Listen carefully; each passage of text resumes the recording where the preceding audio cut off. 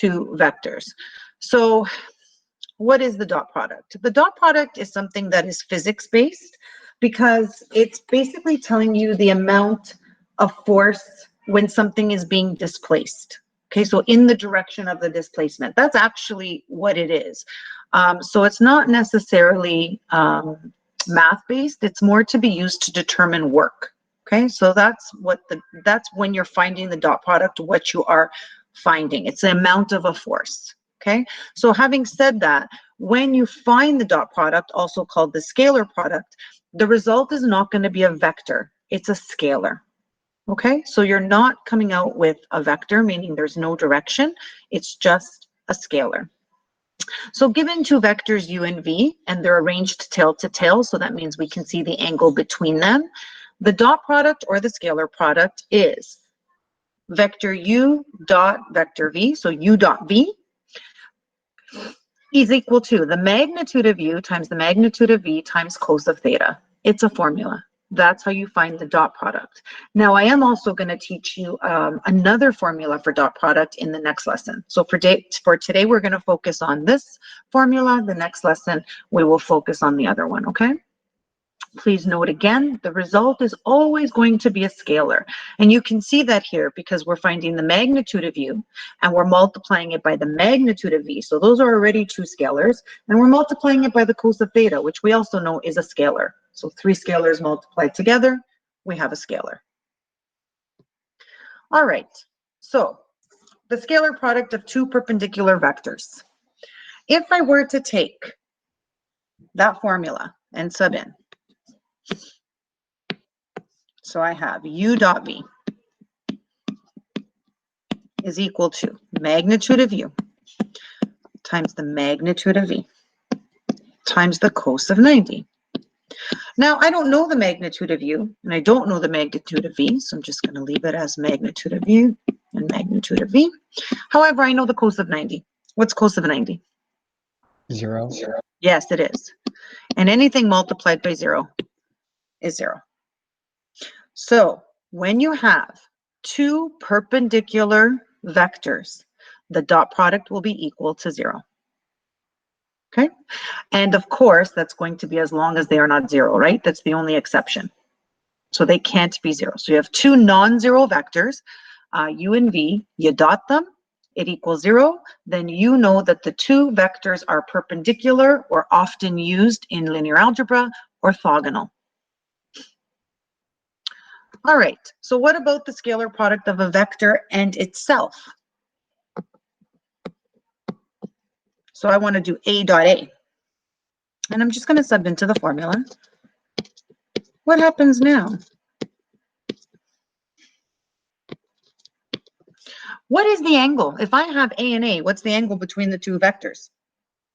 180. Careful. Same direction, a and a. It's exact same vector. The angle is 0, which gives us the same result, but the angle is 0. And so now the cos of 0 is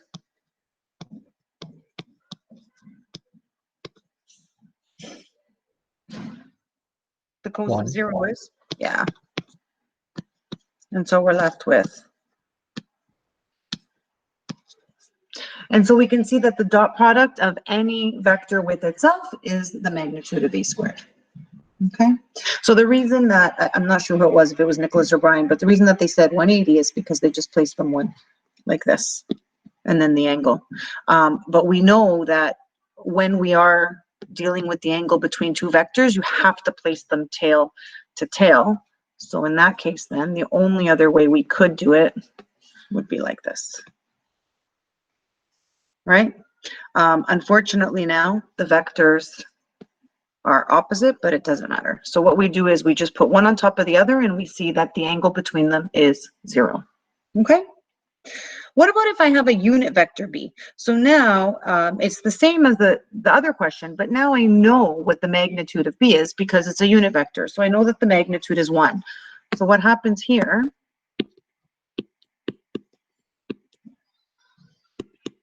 I'm just subbing into the formula. And again, its cos of 0. And now I know the magnitudes are 1. And the cos of 0 is 1. So we know that the dot product for any vector with itself, any unit vector with itself is equal to 1. And this is going to be useful when trying to solve for certain formulas. Okay? Are there any questions?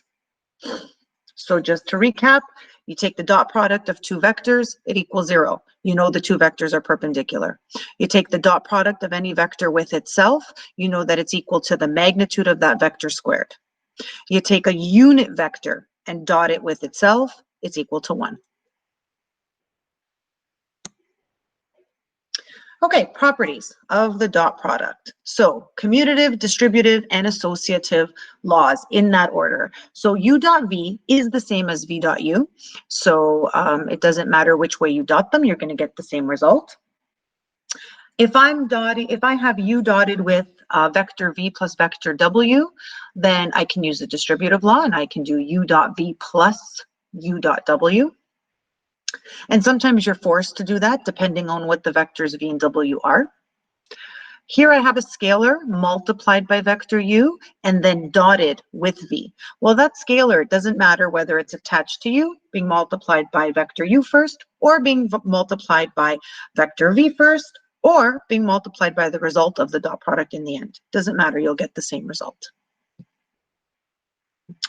Magnitudes, so as we just saw. So any vector dotted with itself is equal to the magnitude of that vector squared. Any unit vector dotted with itself will be equal to 1. Okay, angles of cosine. So here is half of your cosine graph, right? Half of one cycle. It's between 0 and 180.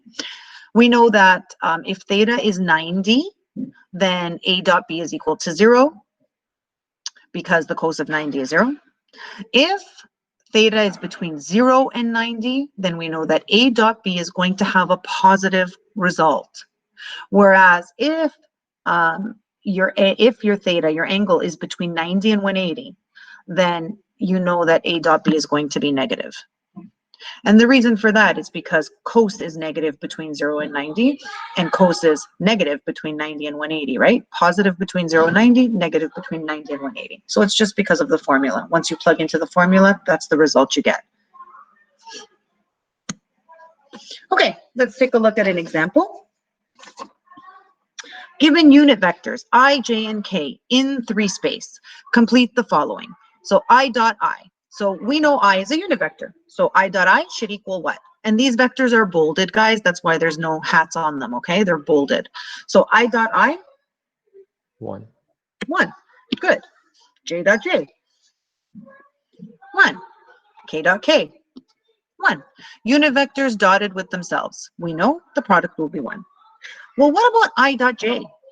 What do we know about our 3 axes? Our x, our y, and our z axis? 90 degrees in between them.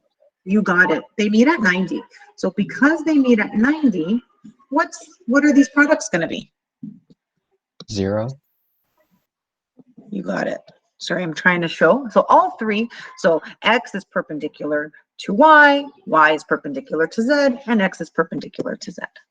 And so therefore, the dot products will be 0. Good.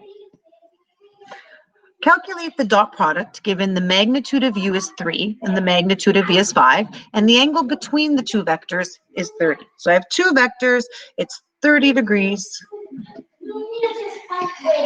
between them. So, what do? We use the formula. That's the only way I know how to find the dot product, right? So far.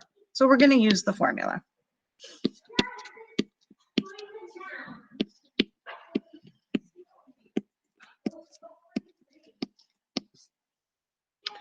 Okay, so magnitude of u is 3, magnitude of v is 5, and we want to find out what the cos of 30 is. So to find the cos of 30, go to your special angles. So if you were to do your special angle, right, your special triangle, then I know that this should be root 3, that should be 1, and that should be 2, correct? And so the cos of 30 is root 3 over 2. And so multiplying this all together, we get 15 root 3 over 2. And as you can see, always scalars, right guys? Always scalars. Okay, example 3. Given the magnitude of A is 3, the magnitude of vector A is 3, the magnitude of vector B is 8, and the dot product is equal to negative 12. Find theta. Again, guys, just subbing into the formula, and you're going to now solve for theta rather than solving for the dot product.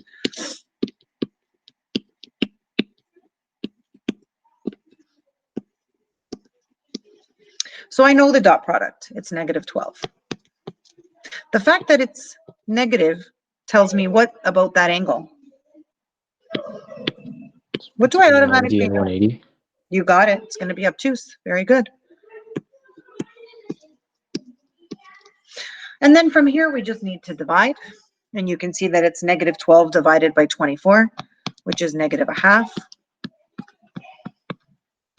And without using your calculators, you guys should all know what angle is that. And if you don't know, draw your special triangle. So what is theta?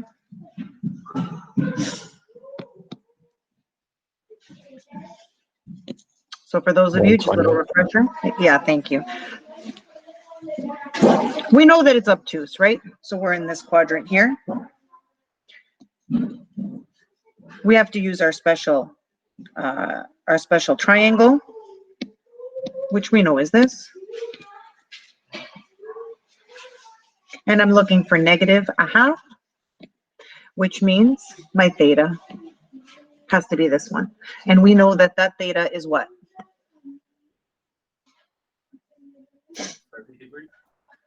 Sorry, nice and loud. This theta is 60, right? And then 180 minus 60 gives us the 120 that we need. Little grade 11 refresher. Right? We always measure from standard position, right? From 0. In standard position, we measure from 0. Okay? And yes, I need you guys to show me this just because it's online. If it was in class, it wouldn't be such a big deal, but I want you to show it to me because you guys have so much technology available to you. So I'd like you to show me that, okay? All right. Example 4. If vector A and B are unit vectors and the angle between them is 60, calculate 7 times vector A minus B dotted with 3 times vector A plus B. Okay, well, I have no magnitudes here, do I? So let's plug into the formula and see what we can do.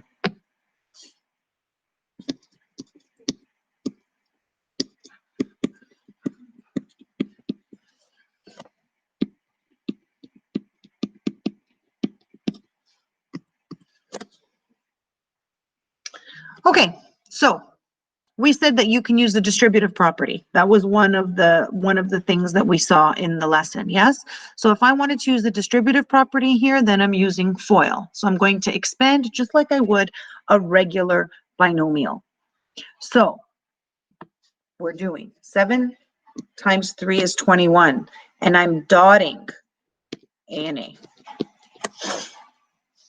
And then I have to have 7 times 1, and now I'm dotting A and B. And now I have a negative, and it's 3 times 1, and I'm dotting A and B. And lastly, I'm dotting B and B. And the coefficient is 1. Well, this is now where those properties become very useful, because what is A dot A? What did we learn A dot A is equal to? 1. If it's a unit vector, yes, it's 1. Okay, I'm just going to show it like this first, but you're right, it is 1. We know that A dot A is A squared, magnitude of A squared. Here I have 7 minus 3, so it's 4. A dot B. And here we have this. And now you're absolutely right. This is just 1. Now, what about this 4A dot B? What can I do with 4A dot B? Because that's going to stress me out here. What can I do? I want to come out with a scalar. I want to come out with a number. So how else can I express for A dot B? What do you guys think? For bracket A dot B. Okay, yes, for bracket A dot B. What's A dot B also equal to? A dot B is also equal to magnitude A times magnitude B times cos 60. You got it. And that's what we're going to sub in here.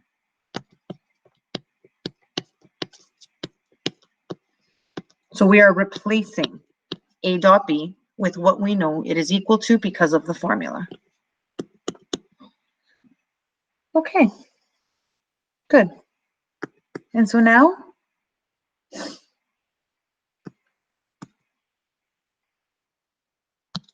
I don't need that. 21, oops, 21. And now, what's the magnitude of A? Do we know the magnitude of A? 1. 1. Yep. Magnitude of B? Also One. 1. Yep. Cos of 60. Go to your special triangle. Draw your special triangle. What's cos of 60? We just saw it. 1/2. Good. And it's positive, right? Because it's in quadrant 1. And then you just have to evaluate this.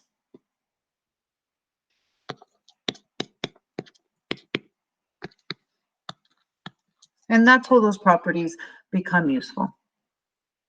Okay? So will all the questions have angles that we can solve for using the special triangles? Yeah.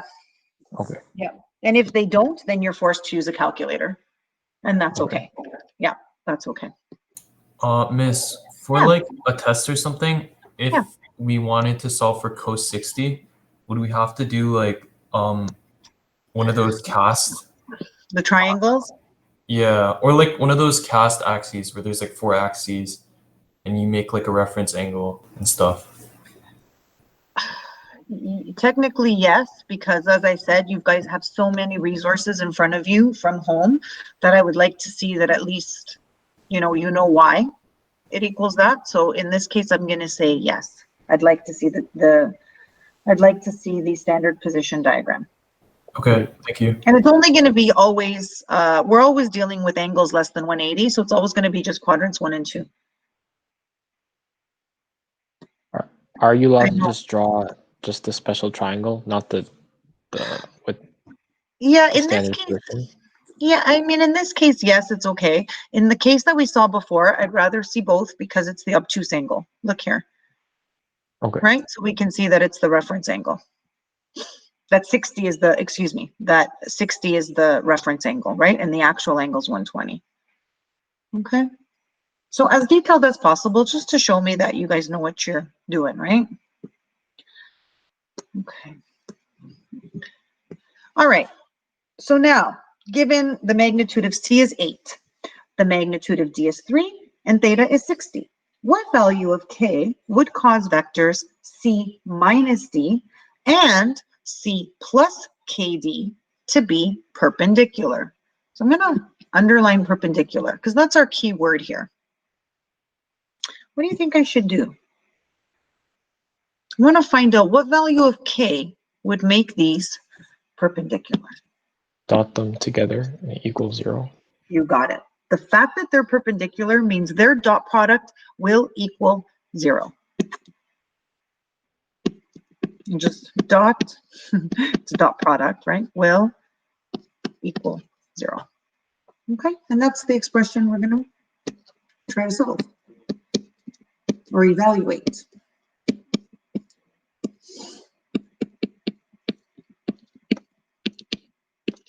All right, so again, guys, this is going to be the distributive property.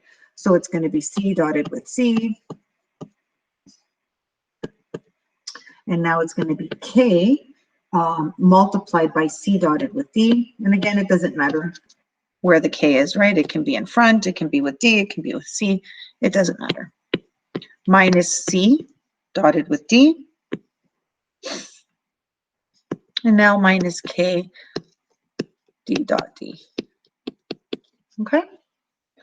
All right. So we know C dot C is equal to what? And I don't mean number answer, expression. Magnitude of C squared.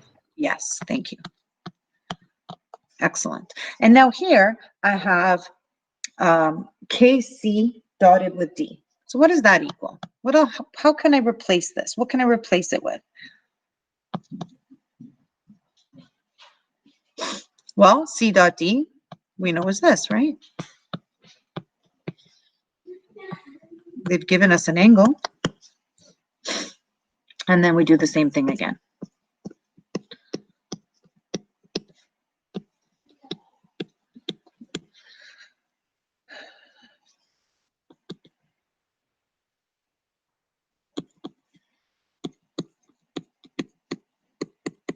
Okay, we know the magnitude of C, it's 8.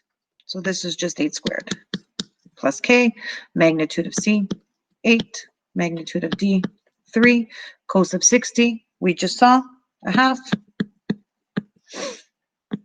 minus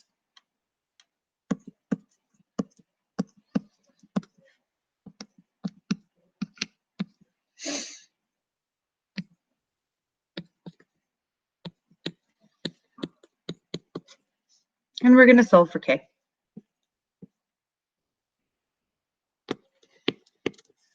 So here, I'm left with 12K minus 12 minus 9K. So evaluating this, we get 3K equals 52, which will be negative 52. And so K is equal to negative 52 over 3. And please leave it as an exact number. So that's the value of K that will make this dot product equal 0. Are there any questions? Any questions, guys, or it's simple enough? Very algebraic, again, very simple math. Just important that you know your properties. So this is the homework for this section. So again, I've already explained this too. So again, what is the point of the dot product? Well, it's physics driven. The dot product has applications in determining work. As I told you, it's telling us the amount of force in the direction of displacement. So for example, you have a box on an incline, on a ramp, and you're pulling, you're moving that box. So what the dot product is going to tell you is the amount of force that's in the direction of the displacement. So going up the ramp. Now, another example, just to help you understand of something that really doesn't matter in math, but it's more physics-based, is the idea of a function. Okay, so why do we have to differentiate a function versus a relation? In math, it doesn't really matter, but in physics, it does, because you can never be at two places at the same time. Right? And so when you're talking about distance and time, now it's very important to distinguish a function from a relation for that very reason. Okay, so it's the same thing with the dot product. Okay. We're going to be using it to solve for work. Are there any questions?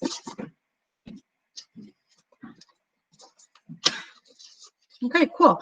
So we're going to just take a little, maybe, I don't know, 10-minute break. Let's come back at 1:10 and we'll do the second section, which really is not that long either. And what we're going to do in 7.4 is now look at, well, what if we want to find the dot product and we're given components? Because we haven't looked at that. We haven't looked at vectors as components and how to solve the dot product that way. So that's what we're going to do in 7.4, okay?